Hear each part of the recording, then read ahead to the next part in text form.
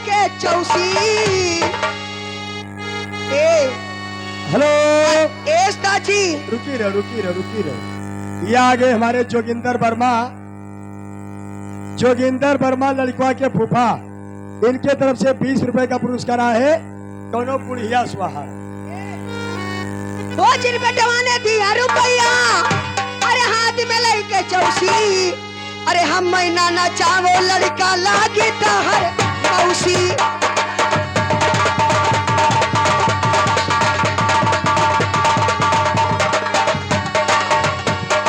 लागे तहर मौसी, अरे लागे तहर मौसी। अरे हम महीना ना चावो लड़का लागे तहर मौसी।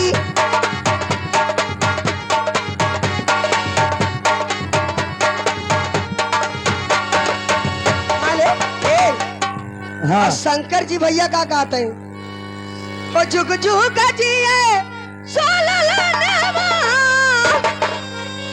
अरे भवन माँ के भाग जागल हो। ओ ललना लाल हुई है फुलवा के दीपा की, मनवा में आँच लागल हो।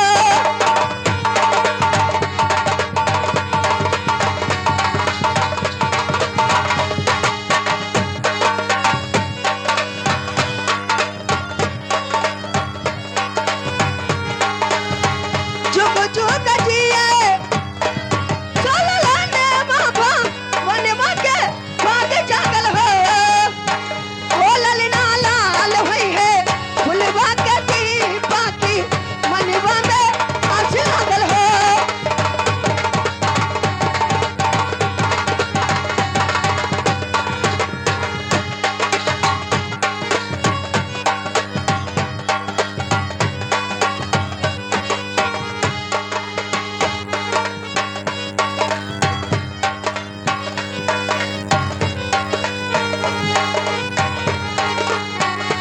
हेलो। और ये आगे लक्ष्मण के छोटे मौसिया, ये 10 रुपए का पुरस्कार देते हैं। स्वाहार पूरा होना चाहिए। चलो।